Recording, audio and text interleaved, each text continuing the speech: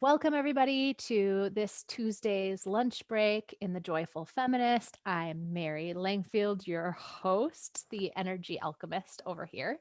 And I am so excited because today we're going to talk about the power of creative habits with Janellea Macbeth, who is um, a fairly new friend of mine.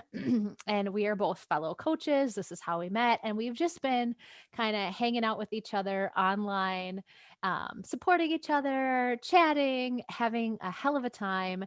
And I had said, well, hey, we just talked through some really fun strategy that she shared with me. And I said, this would be amazing in my group. Would you want to share it sometime? And she said, well, I guess so. No, that's not what she said at all. She said, yeah, that would be really fun.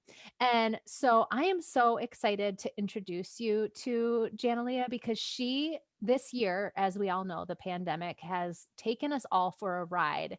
And she has a really interesting story on what she was doing before 2020 hit and said, basically, you're grounded. You can't go do all your wonderful, amazing talks that you do all over the country. And she kind of had to sit in this space and allow a reinvention of herself, which we all do from time to time. But I'm really excited about what she's going to share with you and also just her particular journey. So I'm excited about this chat. So, Janellea, will you please tell us a little bit about yourself? Absolutely. So about 5 years ago, I accidentally wrote a book and taught myself how to publish it, convinced a friend of mine to learn how to do the graphic design that it took to do the format. And since it wasn't fair for her to do my graphic design while I sat there and played video games, I went out and I taught myself online marketing and put my book at the top of the Amazon bestsellers list in the quilting niche. At which point, one of my audience members came up to me and said, oh, can we meet? Can we meet? Can we meet? Can we meet? I live 45 minutes from you. And I went, well, she's 84 years old. I'm pretty sure that if she wants to murder me, I can outrun her. So I emailed her back, sure, let's meet. We got to the meeting. She said, oh, Jan, I love your book. Do you give lectures? Well, I hadn't thought about that. But I could because I used to be a teacher and I have a background in space. Sure, I can do lectures. She said, great, you're hired. What's your fee? I said, well, how about $150? She said, oh, no, that's not enough. Let's do 175. I was like, oh, okay. I guess I'm a speaker now. And she said to me, great, now that you're a speaker, go to this meeting, your schedule will book up. Okay, I'm going to do what the lady says. So fast forward 5 years down the line to 2020. At this point, my book has been out long enough and has gained enough momentum that I now go on an annual book tour, traveling around the country with my quilts and my books, giving lectures at quilt guilds. It was amazing. 2020 hit and went, you are not doing a book tour this year. You are going to stay home, woman. Be grounded. Yeah. All right, I'm grounded. Lemons, lemonade. What can we do? I have wanted to do coaching for like ever. So I took this year as my opportunity to pivot, to try something new. And I really sat with it and I thought, what's the thing that I want to do? What do I want to talk about? What do I want to teach? And the thing that just called to me was the idea of creation, because I just love the process of creation. Whether you're creating your dream life, whether you're creating a solution to a problem, whether you're creating a piece of art or music, whatever it is, just the process of creation to me lights me up completely. So I've stepped into this new space and now I literally get to spend my day talking about creation. And so, Mary, I want to thank you so much for inviting me in here because and anytime I can talk to people and share about creativity is just So much fun. I love it. Ah. Oh, you're quiet. I love what you're talking about because, for me, I'm all about helping people physically get to a place where they can actually focus on their purpose and to help them actually settle into themselves so they can be creative and not be distracted by the symptoms, right? And so when you're actually in this place where you're able to create and like be in your zone of genius or be in a place of feeling free and flowing, I just really I really get excited because this is where I want people to be because it's so much more joyful, it's so much more fun, and it also just makes you feel like life is worth living, And I know a lot of us, especially 2020, has been really heavy. And so, this idea of being able to sort of step into your creativity and for you to be able to say, look, because being creative, it kind of comes and goes for a lot of us, right? Some of us feel like we can only be creative when we are inspired. And some of us feel like we can only be creative in different ways. And so, what I love that what we're going to talk about today is that you're giving people some kind of sneaky ways to help them get inspired, to help them get into a place where they can move forward with whatever it is that they're working on so that they can feel like they are using their creative power. So, I'm really excited about this and it really aligns with what I love to do, and we've got to like hit it from all the different angles, right? So yeah, so let's sort of just jump into it. Yeah. Yeah, so we were talking before we got on here, and she's sort of talking, she wants to talk about how do we get into this place of being able to create. So can you tell us a little bit about the importance of creative habits and like when you're on autopilot? Yes. And thank you for the feeding questions. I appreciate it. Um, so creative habits, really any habits are really, really powerful because a habit is something that you don't think about and it just automatically happens. So if we can cultivate good habits and put them on autopilot, then they're just always sort of cooking in the background. And, you know, a lot of times we look at autopilot as a bad thing. You're driving to the mall and you arrive and you don't remember any of the trip there. But if you're consciously choosing to use autopilot, then what happens is it frees up your brain power and your focus for things that maybe are your goals, where you're moving, your current project. But in the meantime, you've got all of these little habits and autopilots in the background that are building layer after layer after layer after layer of goodness. Creativity is really interesting. People think about creativity in very, very different ways. Sometimes people look at a musician playing the piano and go, wow, they're so creative. Or they look at somebody who does cross stitch and go, wow, they're so creative. Or they look at someone who paints, wow, they're so creative. Or the mathematician that comes up with some brilliant solution. Wow, they're so creative. But those are four different types of creativity. So I actually like to separate the difference between creativity and execution.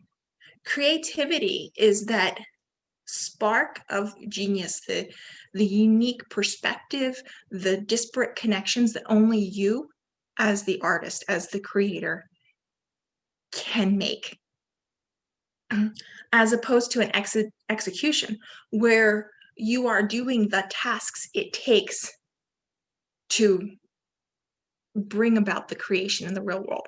So a pianist who sits down and plays the music isn't actually creating the piece of music, they are creating their interpretation. But the act of pressing the keys, that's an execution of music. And then on top of that is their interpretation. So, really, in order to have creativity, what you need is a quantity of output, right? You need to be constantly putting things out. Edison, right? Everybody knows the story about Edison creating the light bulb, and it took him 100 tries to finally get a light bulb that worked. all of those 100 tries that led up to that were all executions. And even the 100th was an execution. But the real creativity was that leap between the 100th light bulb and the 101st light bulb, where he found the idea that shifted it from something that he built to something that he built and worked. Quantity is such an important thing. So building the habit of creativity puts you in a place where you can have more and more and more of those light bulb moments. Mary, do you like the Beatles? I do.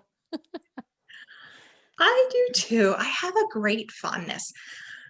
Time and time again, if I'm in the mood to listen to Beatles, I reach for the album One. Do you remember that one? That album came out in the late 90s. The Beatles had been gone. John Lennon had been dead for almost 20 years. And oh my goodness, who could break a record by the Beatles but the Beatles? They put out One. And on that album was every single song that ever hit number one on the charts as a single. And so it's a great album. You just listen to piece after piece after piece, and it's really amazing. Every piece is creative, every piece is imaginative, every piece is really delicious and high quality. But what went into those creation were the fact that the Beatles, John Lennon and Paul McCartney, showed up at the studio again and again and again to create those masterpieces. How many songs wound up in the dustbin before they got Paperback Writer, before they got Baby You Can Drive My Car, right? It took creation after creation after creation to find those ones that were good enough to hit the top. Do you remember when the Beatles anthology came out? Everybody was like, oh, new Beatles stuff. And they all ran out to listen to it. And then they came home and they put it on and went, this is rubbish. There's like half written songs. It doesn't make sense. It sounds like the neighbor's kid's garage band. What happened was that the Beatles had hit so much popularity and fame that we as a culture decided that simply everything that they had written was like pure gold and amazing and genius. And we literally went and like dug through their trash bin to find these little scraps of songs and these little clips and cuts that were just laying on the cutting room floor. But it's really cool for us as creatives because we can look at the Beatle anthology and what pure garbage it was and compare it with the one album, right? Because they were willing to show up again and again and again and just try until they found that magic concoction. See, I love exactly what you're saying because coming from sort of that more of that health side of things. Like I'm a creative. I never thought of myself as a creative because I have family who is like they're artists and they know how to do art. And I never learned because apparently you can learn, right? I thought it was just an innate thing you had. Anyway, beside the point. I know. So many strange things going in between these two places. But what I love about this is that, I am a person who is all about self care, who's all about, tapping into your health and helping you create like the most vital energy. And I do this through creating the most simple habits, right? The most simple rituals, the structures. Because if you don't have that in place, then you're always, like catching up or nothing's ever enough. And you don't have like a baseline. And so I really love that you're saying this is something that's basically transferable and that habits are great to have in lots of places. And here's the question I'm going to have for you because I know a lot of us people who are creative because I myself now know I am a creative human and I function at a strange like place. Like, how can I do habits when like the spirit just moves me? Right? Like so tell me, how would you refute that and how would you speak to somebody who is a creative, who knows they are a creative and they do struggle with focus and they do struggle with being inspired? How do you kind of call to them to say, Okay, I know exactly what you're talking about. Sometimes you really wanna get into that quilt, and sometimes you have no interest. How do you help them get into a creative habit when that's just never how they've been? Start small. Start small, start small, start small. Like seriously, if you sit around and wait for creativity to strike, you're going to sit for a really long time. And then you'll have a really brilliant idea and you'll whirl into a feverish pitch of creation and come out with this like ta-da, amazing thing. That's a model that works. It's totally legitimate. It works. However, if you find little habits that like microdose your creativity on a regular basis, so like every day I'm a little creative, every day I'm a little creative, guess what? Those big moments of like, wow, inspiration, they still show up. And that like whirlwind of activity that you like, that still happens too.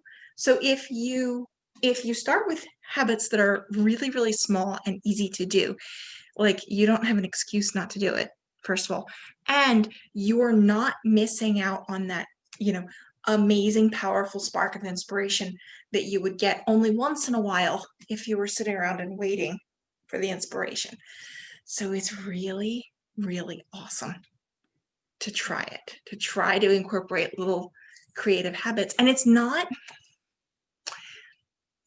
all consuming, and into your autopilots and your subroutines. So it's literally running all of the time.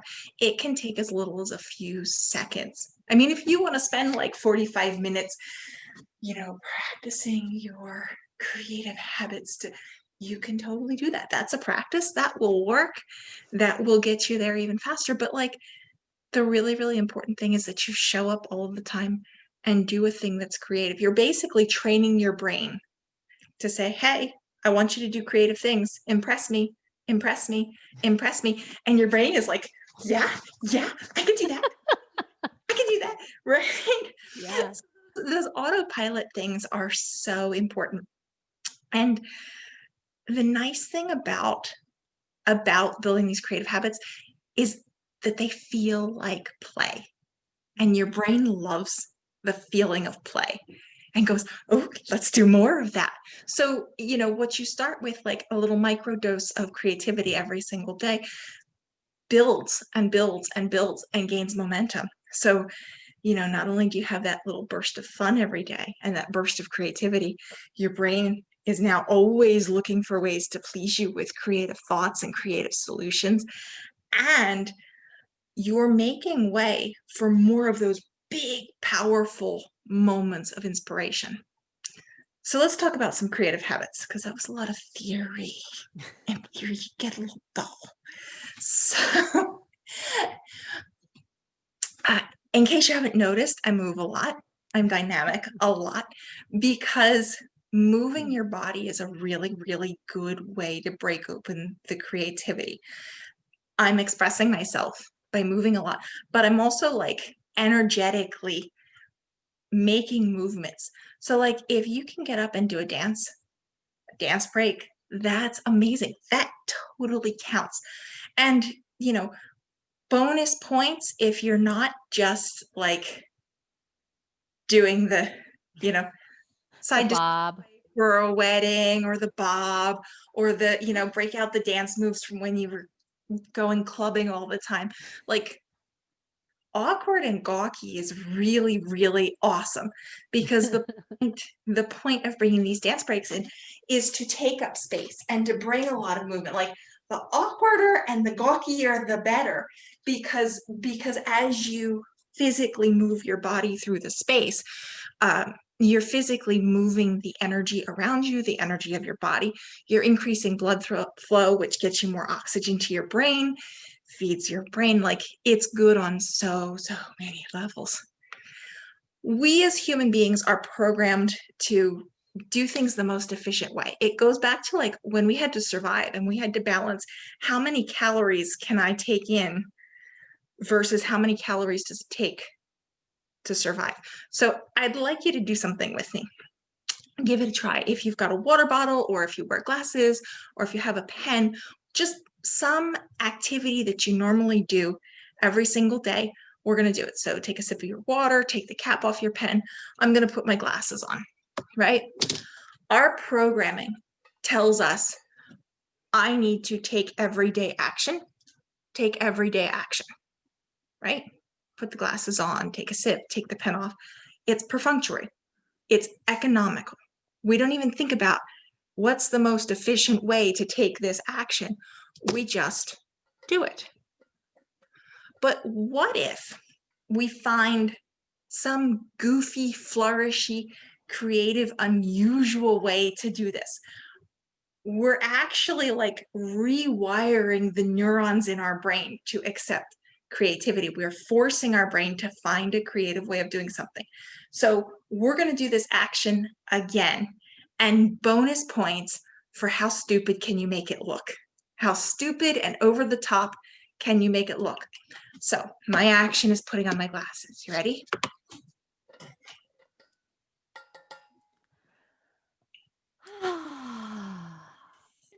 Right? It's totally over the top. But it brings that levity, it brings that sense of play, and it brings a little bit of creativity. Now, and it took us what? 3 seconds. Let's do it again. Let's do that action again. But this time, I want you to find a different way. Ooh. So try something different. I'm obviously right hand dominant. I'm going to reach with my left hand just to start. Remember, the more awkward, the better. Here we go.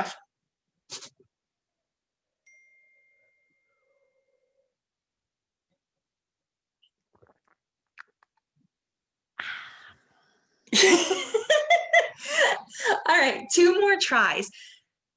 Try a different way. Ready? Oh, I know it's hard, right? You get into I used up all of my ideas. But the cool thing is when you use up all the ideas, your brain is like, wait, computing. Here's another one. So let's try another one. Ready? And go.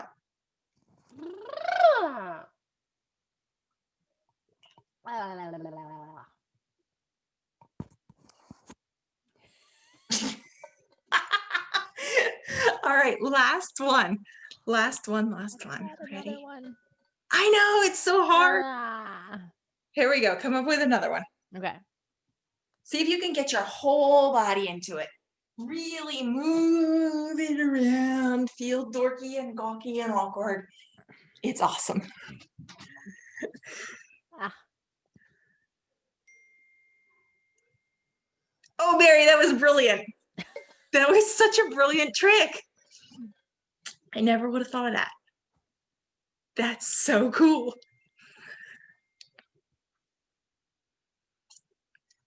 How do you feel now? I feel good. Yeah, it was fun, right? We were playing. It was funny. We had some good laughs. It took a couple seconds. But here's the thing. This is going to have a carryover effect. So for like the next 45 minutes to an hour, 2 hours, your brain is already like sort of reset to the default of, let's find something interesting to this challenge, problem, whatever. Mm-hmm. So there's tons of little ways to incorporate that kind of play. Another option is doodling. Now be careful with doodling, because if you get into the like repetitive and you kind of get lost in the trance, that's a whole different activity. And like that or adult coloring, those are executions that sort of free up your brain space, like a meditation for other creative thought. But because you're producing art, it's very easy to label the doodling as the creativity. The doodling is the execution, the braining that happens. That's where your creativity is. But if you do something artistic, not for the sake of quality, like drawing stick figures, try to express a concept or an idea with stick figures. Normally, we only pull those out when we're playing with children or when we were children. But if we use such a silly little thing to be expressive, then the brain to hand connection is another instance of that play. Stickers are Oh, another. yes. I have heard about the stickers. I It's love a great idea. I can't wait for you guys to hear about this. stickers are awesome because it's effortless creativity. Like you put a sticker on something and immediately you've introduced the whimsy, you've introduced the fun, you've told your brain something exciting is going on here. So like literally what's it take? A second to pop a sticker on something and you've automatically injected this feeling of play and creativity and abandon. So you have to bring it back a little bit. You have to explain why stickers provide that because you didn't. And that's the important piece that everybody needs to hear. Or So one of them, one of them. yeah, stickers are really, really, really impactful. And particularly like anybody who's grown up like after the late 60s, at some point in their life, has had a behavior reinforced with a sticker. Maybe you went to ballet class and you got a sticker on your hand if you like did first position correctly, or piano lessons, you got a sticker on the page when you completed a piece, or the teacher put a sticker on your spelling test. So stickers very inherently to our culture imply and confer approval from an authority figure. So just stick stickers all over everything. And suddenly you're going to feel so much better. Right, because when you see a sticker, it's this jolt of Mhm. approval from authority. But the cool thing about being the one to put the stickers on yourself is that not only are you receiving the approval, you're empowered and you're giving the I love approval. it. I love So it. you get the benefits of both sides of the equation. Mhm. I love stickers. I love stickers too, especially because they're all over my house these days. But I'm always like, oh, do I want to stick this thing on here? So, yes, I used to Yeah, have a very fancy sticker book, and every sticker was like not really used. I was they I were. was one of those people who was like, I don't know that I can commit to sticking the sticker on there. Sounds to me like you need an abundance of stickers in your life so I that you, think so. I think so. yeah, stick stickers on a page, stick stickers on your things, stick stickers on yourself so that every time you look in the mirror, go, oh, I approve of me today. Yeah, stickers are epic. If you want to take your creative habits a little further, like you're used to that micro dose of fun, you dance all the time, you play with stickers all the time, you do those weird flourishy movements to get your brain going, and you're looking to take it to the next level. You can start a daily practice of either arting or execution or stream of conscious writing, because that's the next tier. And that would be a slightly longer uh, time commitment for your habit, your creative habit, but it also pushes your creativity to the next level and gives you more options and gets you more in touch with your artistic intuition. Mhm. Wonderful. Thank you. So, why do we even create? Like, especially when some of us who have those creative like days or moments, and you can, like you said, there's like this flourish and flurry of energy.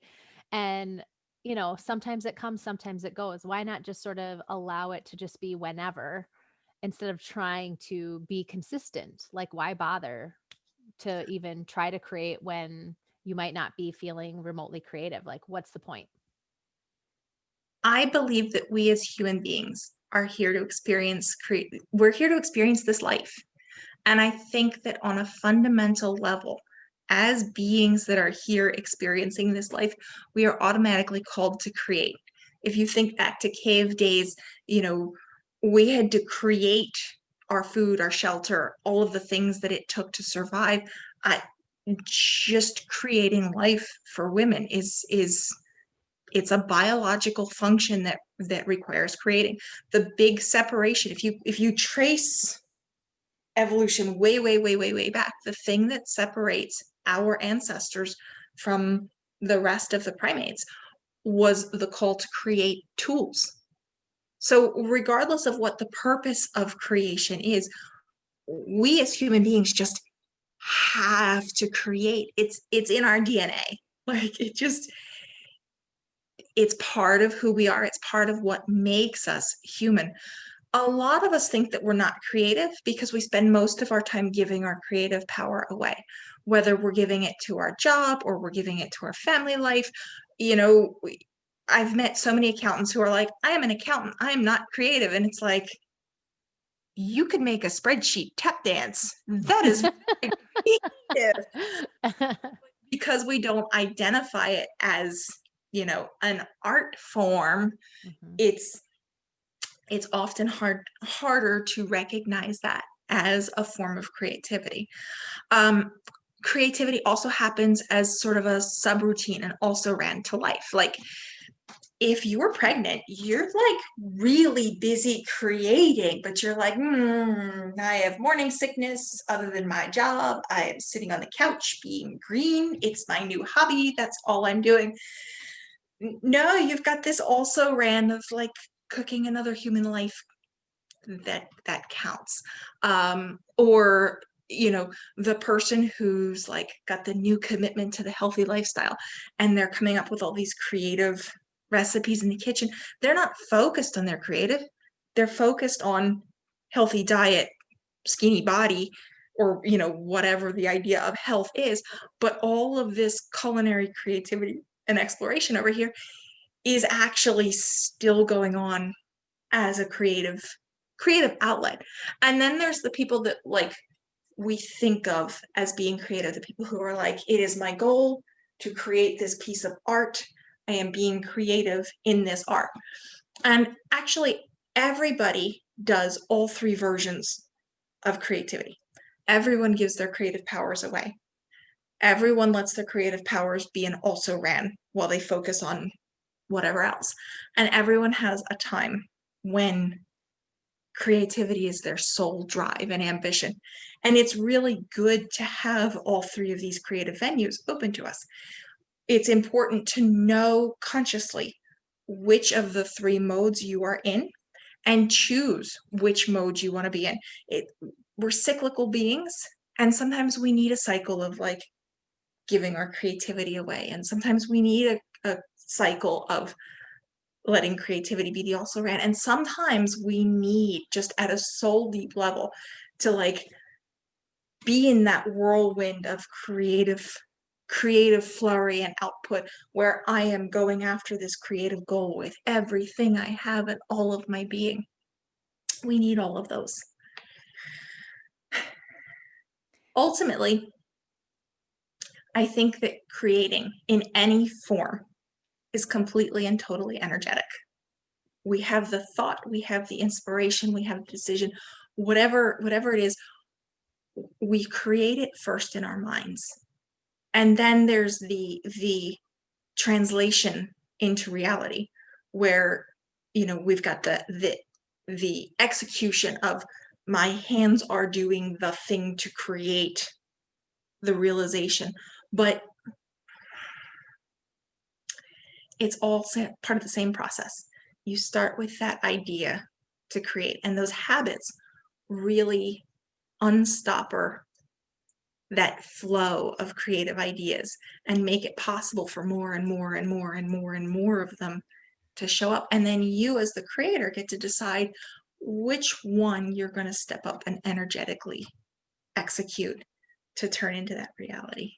And obviously, I love this because I am 100% all about energy. And it's so true that, like, everything is energy. And if you can sort of see that and realize that, like, even how you're thinking about things is just an energy, how you are, like, I have practices where, I'll say, let's just get you in a different state right now, like within like moments, right? Because we are so amazing that way where we can shift our energy from moment to moment. And so I really appreciate this idea of allowing yourself to own the fact that no matter who you are and what you do for work or how you've been operating in the world, you have access to this creative power and that you get to determine how you're going to tap into it. And using creative habits is a great way for you to build the muscle so that when you have those like really inspired moments, like you can probably hold on to it a little bit more. And then also, you never feel like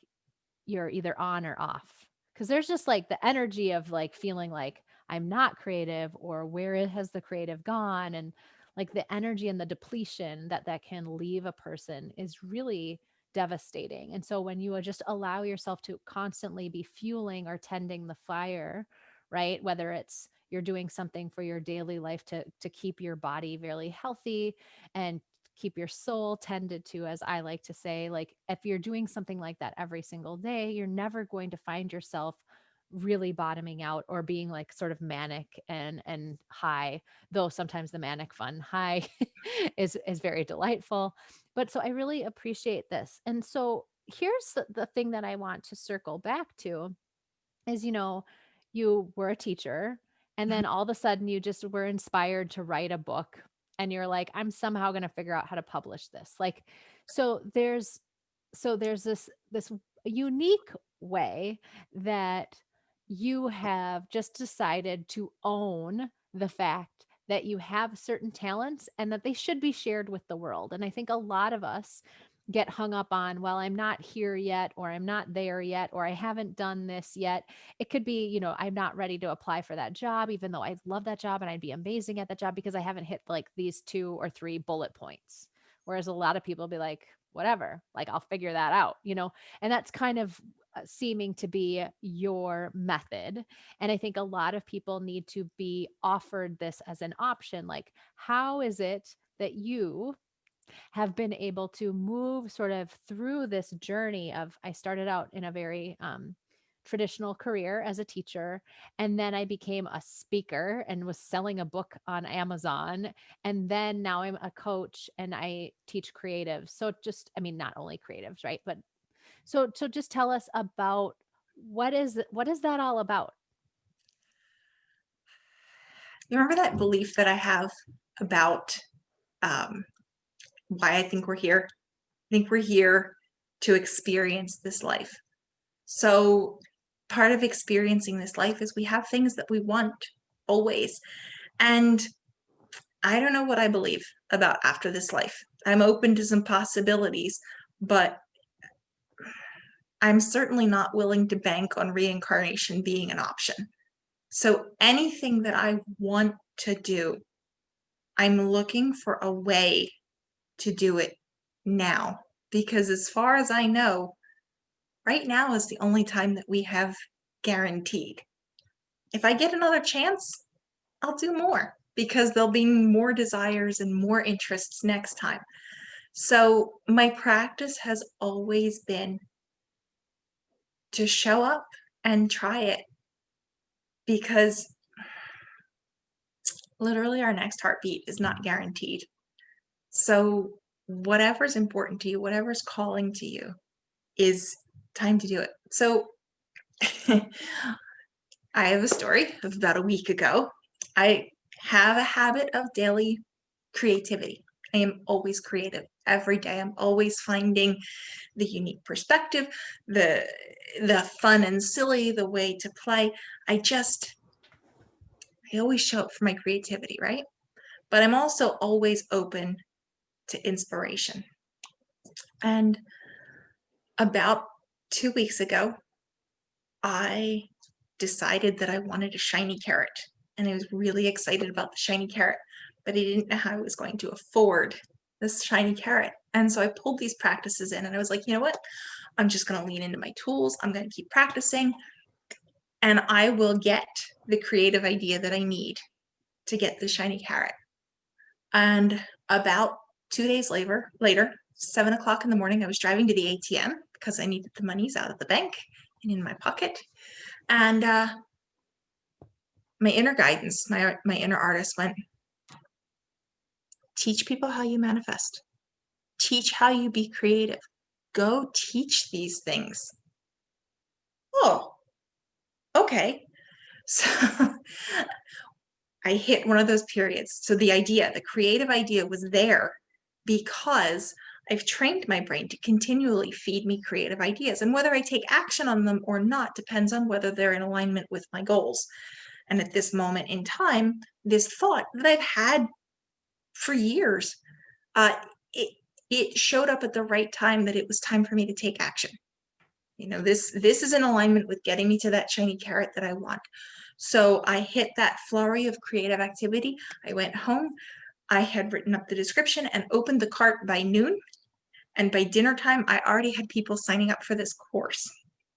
It was incredible just because, I'm always making room for my brain to be creative. I'm always doing those practices of bringing in the play and the creative habits.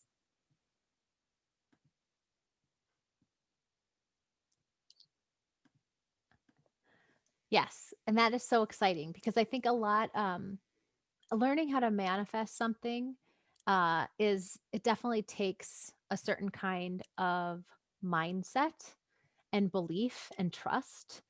Mhm. And I think what everybody needs to understand is at a minimum level, all of us know how to manifest something. And it's so innate within us that we don't think much of it. Yeah. And so, if whether you know how to manifest like a relationship or whether you know how to manifest like somebody bringing you food or you know how to manifest, like having somebody be willing to take care of you like when you're ill. Like there's just so many like the thing is that I think a lot of us get stuck on this idea of manifestation and it has to be about money. Now, in this example, Mhm. she's sharing, okay, I'm going to show people how to do it so I can earn the money to get the carrot, right? This shiny, fancy, whatever it is you want, right? But what's really important to know is that it's not just something she can do. So, and she knows this. So she's saying, I have now decided I am ready to teach people how I do this. And what's so fun is I've been watching her go around town teaching or promoting this and just seeing the joy and excitement and the expressiveness around it because she knows like this is what I need to be doing right now. And that is also part of the manifestation is like just really owning the fact like this is what I need to do right now. And that's for me and our group, it's calling to this idea of your inner knowing, your intuition, and listening to what it is you want to be doing and don't listen to the other stuff that's keeping you from it because it's coming from within you, within your body, within your soul, and you just kind of have to go after it. And I think a lot of us just get so stuck on this idea of, well, somebody else is allowed to have this or allowed to have that, or it's easier for them somehow. It's always easier for someone else, right? And I just think that you bringing this idea of one, we've got this creativity and that, I mean, that alone for people who are creative and they have those bursts of inspiration, like, but they feel like, oh, but I can't sustain it or, oh, it's never the right, like, I just am not feeling it enough. And there's always a sense of lack versus always this sense of like expansion and possibility. And I don't know about you, but it sounds like we're on the same page about like, if you're going to be here, if you're living this life, let's just make the journey like, let's step into what is possible for us. What is our purpose? And as I said, I don't feel like you can do that when you are feeling weighed down by health issues or feeling weighed down mentally, physically, emotionally, right? And when you see these little practices of creativity every day, or when you see it in self care every single day, those things can go hand in hand, by the way, right? And just trust the fact that you are meant to be here and like everything is conspiring to give you what you want. And if what you want is a bunch of, I'm not okay, I'm not good enough, I don't deserve it, it's never going to happen, this is what you are going to get. So tell us a little bit more about this um, class or this program. So this is a 3-month program. It's a very, very high power, high impact program. There's modules and weekly calls and the Facebook group and all of the support. But what's really exciting is what we're covering. We're going to learn all of these little real life, practical, physical, and energetic things that we can do in order to create that habit of abundance, of creativity, of manifestation. So, all of these little autopilot things that add up to layer after layer after layer of goodness that gets us to the point of being able to manifest whatever we want, however we want. um, this all kicked off because somebody dared me to write a list of all of the things that I'd manifested this year. And it was something like almost $300,000 worth of stuff and ideas and energy. And I mean, somebody gave me a Steinway piano this year. It's like a $22,000 piano. And I just manifested it because I made space for it, and it came in. And it's not like, I mean, it's a little woo woo, but it's not though. Like, there are things that I do on a regular basis that, make these habits and build the mindset and sort of open the perspective so that you notice when these good things come to you, Mm. and make it so that you can step up and be conscious about what you're creating, because we're all creating all the time. We're all manifesting all the time. But if we're not doing it on purpose, maybe we wind up with the sick mother-in-law, maybe we wind up with the flat tire, maybe we wind up with, the power outage for 4 days. Whereas if we're doing the good habits that keep us alert and awake in our manifestations, then we get, you know, the new car, the shiny penny, the amazing relationship, all of those things. So it's going to be a really, really jam-packed 3 months with a ton of like real physical games and rituals and habits and techniques, lots of explanations of how this works. And this is oh boy, this is the first run of this class. I never teach it again. Right now I've got the creative spark and the creative drive to teach this. I'm teaching it because my soul is screaming at me that this is what I need to be creating right now in the world. That, like, creating this class is the most important thing for me to be doing. But I've been gathering knowledge and wisdom and experience to teach this class since I was 12.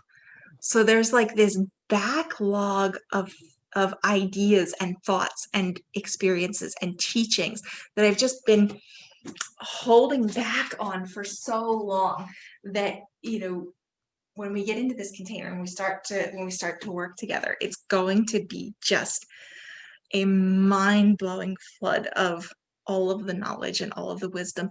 And those group coaching calls mean that, it's not just theoretical, it's not just me talking. You're going to be able to bring whatever brick walls you've run into that week, and we together will figure out how to take this theoretical practice and apply it directly to what you've got going on. It's going to be so much fun. I'm so excited. I know. I'm excited too. Yay! Well, do you have any closing thoughts on creative habits and on, just allowing yourself to be a more creative human every single day? Let yourself play. Let yourself have fun. Give yourself permission to be silly and easy and in the moment. You've got this. Yay! Well, thank you so much for coming into the Joyful Feminist, our Tuesday lunch break. We are so happy to have you. Maybe we'll be able to chat another time. I have dropped your links in our group so people will be able to stay connected. And we really appreciate hearing your passion and all of the amazing tips that you shared with us today. So thank you so, so much. Thank you. This has been a pleasure.